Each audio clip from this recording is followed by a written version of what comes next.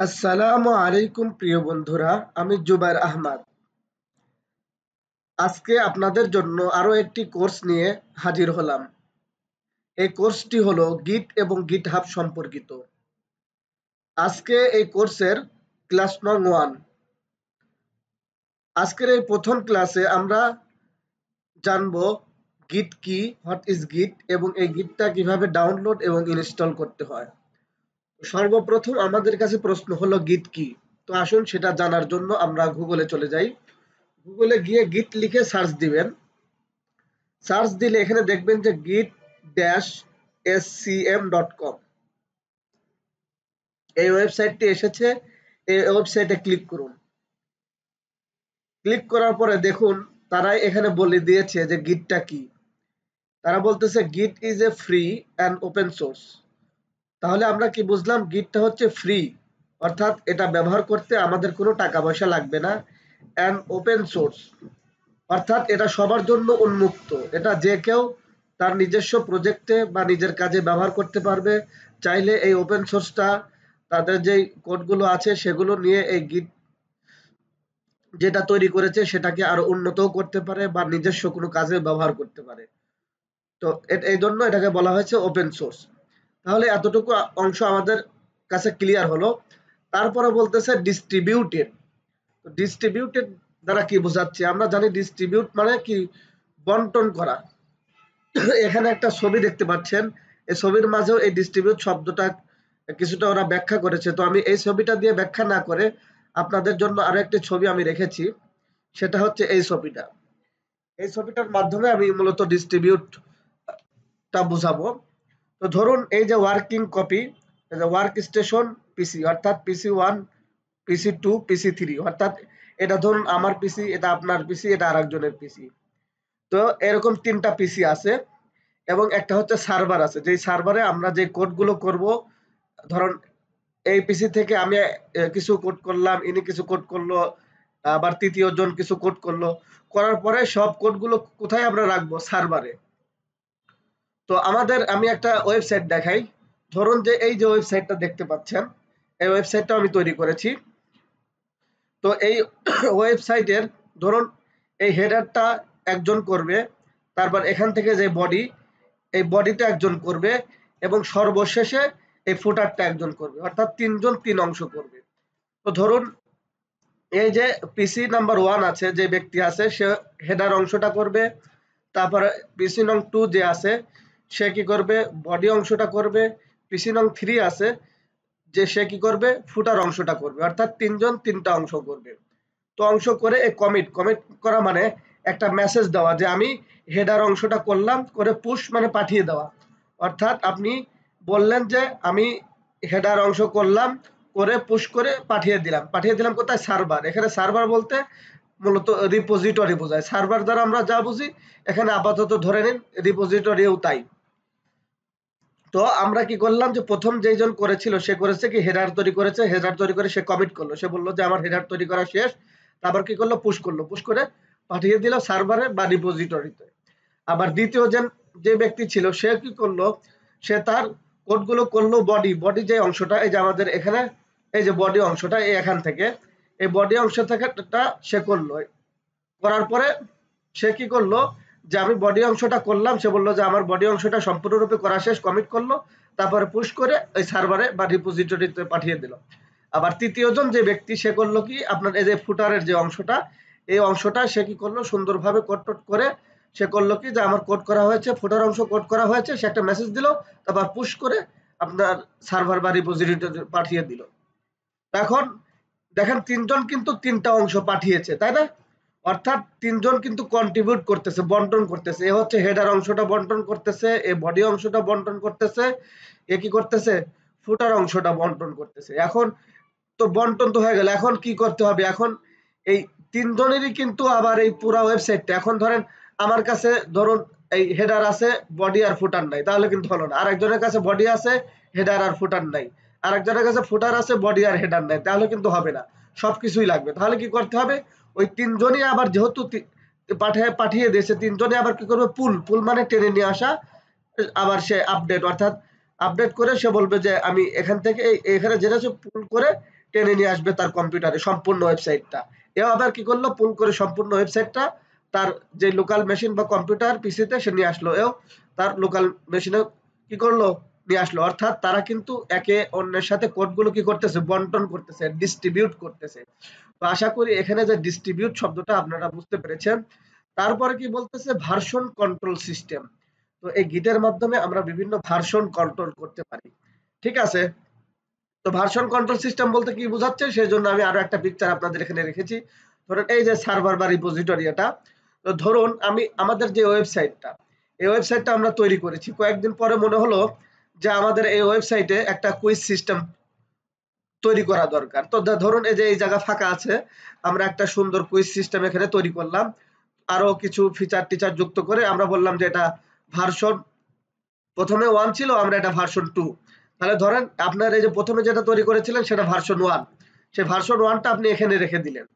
ঠিক আছে, আবার পরবর্তীতে ভার্সন 2 তে কি করলেন, কিছু কুইজ যুক্ত করলেন, আরো কিছু ফাংশনালিটি আপনার ওয়েবসাইটে যুক্ত করলেন, যুক্ত করে তারপরে সেটার ভার্সন দিলেন 2, এখানে ডেভেলপমেন্ট 2 বলতেছে। তাহলে আপনার ভার্সন 1, ভার্সন 2। আবার কিছুদিন পরে মনে করলেন যে আপনার এই যে বাটনগুলো আছে, বাটনগুলো ভালো লাগতেছে না, বা এখানে যেই স্টাডি এইডার লেখাটা আছে এখানে কিছু সমস্যা আছে, এখানেই আছে, বা আরো কিছু নতুন ফিচার আপনার মনে করেন যে এই দিক দিয়ে অ্যানিমেশন যাবে, অনেক কিছু হবে, বিভিন্ন ফিচার যুক্ত করে আপনি রিলিজ করলেন হচ্ছে ভার্সন 3। কিন্তু ধরেন ভার্সন 3 রিলিজ করার পরে আপনি দেখলেন যে আপনার ওয়েবসাইটটা খুবই স্লো হয়ে গেছে, কাজ করতেছে না, খুবই সমস্যা করতেছে। তো তখন আপনি কি করবেন, আপনার যদি এই ভার্সনটা 2টা কিন্তু এখনো আপনার এখানে সেভ আছে, আপনার ভার্সনের যত কিছু করছেন সেই ভার্সন 1টা কিন্তু আপনি এখানে সেভ করে রাখতে পারবেন, অর্থাৎ ভার্সন 1, ভার্সন 2, ভার্সন 3 নামে সেভ করে রাখতে পারবেন। তাহলে দেখা যাচ্ছে আপনার ভার্সন 3 ঠিকমতো কাজ করতেছে না, আপনার কি করতেছে, আবার ব্যাক করা লাগতেছে ভার্সন 2 তে। ধরুন ভার্সন 3 তে আপনার ঠিকমতো কাজ হচ্ছে না, আপনি আবার বললেন যে আমাদের ভার্সন 3টা বাদ, আমাদের আরো কাজ করতে হবে, আপনারা আপাতত ভার্সন 2টা ইউজ করুন। তো এই যে আপনার ভার্সন গুলো কিন্তু কন্ট্রোল করতে পারতেছেন, আপনার যখন একটা থেকে আরেকটা সুইচ করতে পারতেছেন। তো এখন ধরা যাচ্ছে আপনি যদি এই গিটটা ব্যবহার না করেন, দেখা যাচ্ছে আপনার ভার্সন 2 কোনো জায়গায় সেভ রাখেননি। ঠিক আছে, সেভ না রাখার ফলে কি হলো, আপনার ভার্সন 3 তৈরি করেছেন, সেই 3টা কিন্তু ঠিকমতো কাজ করতেছে না। তাহলে আপনি কিন্তু ভার্সন 2 তে আর সুইচ করতে পারতেছেন না, কারণ সেগুলো ডিলিট হয়ে গেছে। তো এই আমাদের কোনো কিছু যেন ডিলিট না হয়, ভার্সন ঠিকমতো কন্ট্রোল হয়, কোন ভার্সন কখন বিস্তারিত সবকিছু সংরক্ষণ করার জন্যই মূলত এই গিটটা প্রয়োজন হবে। তাহলে আশা করি আপনারা ডিস্ট্রিবিউট এবং ভার্সন কন্ট্রোল সিস্টেম এই জিনিসটা বুঝতে পেরেছেন। তাহলে বলতেছে গিট ইজ এ ফ্রি, এটা সম্পূর্ণ বিনামূল্য, ওপেন সোর্স, সবার জন্য উন্মুক্ত।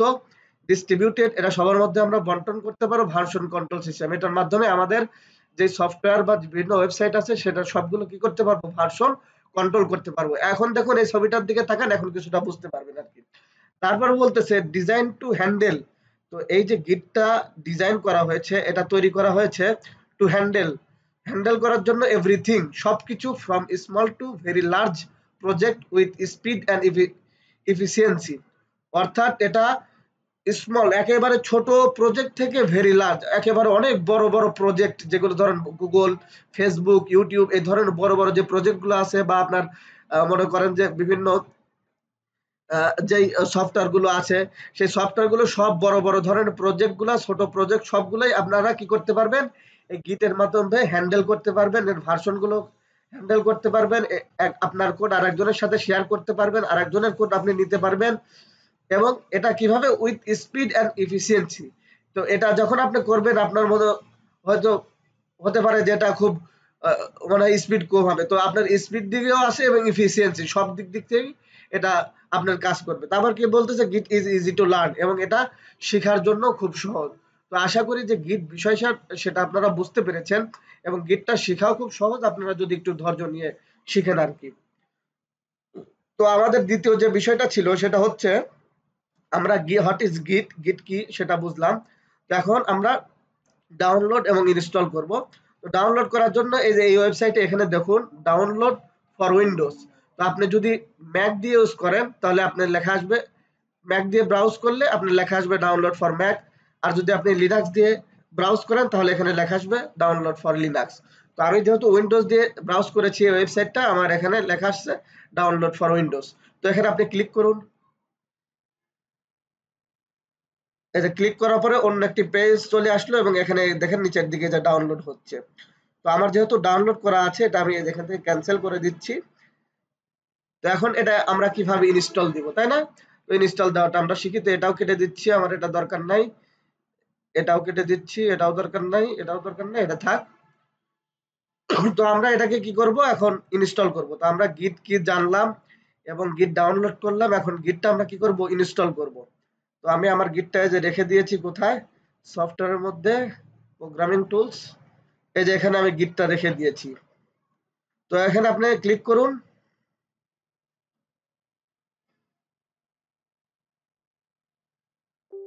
ডবল ক্লিক করলে বলবে do you want to allow this app to make changes to your device, অর্থাৎ আপনার অনুমতি চাচ্ছে যে এই ডিভাইসে এই যে গিটটা আছে সেটা ইনস্টল করতে চান কিনা। আমি বলতেছি ইয়েস। তারপরে এখানে বলতেছে যে কি বলছে, please read the following importance information before continue, অর্থাৎ আমাদের এগুলো পড়ার দরকার নাই, আপনি শুধু নেক্সট নেক্সট করে যাবেন। এই যে next next next next next, কিচ্ছু করার দরকার নাই আপনার। Next next next next next next, এরকম। তারপরে ইনস্টল, এই যে ইনস্টল হচ্ছে আমাদের গিটটা।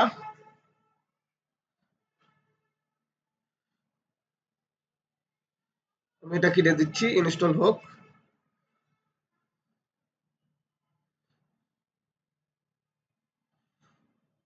আপনারা দেখতে পাচ্ছেন যে ইনস্টল হচ্ছে।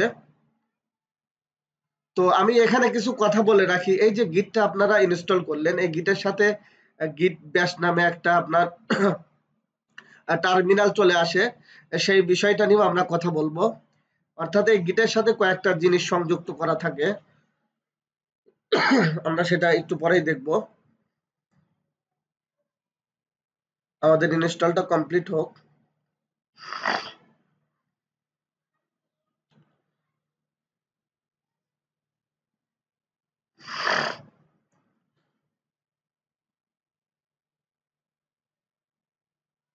এই যে প্রায় কমপ্লিট হয়ে গিয়েছে, আমাদের এটা পূর্ণ হয়ে গিয়েছে।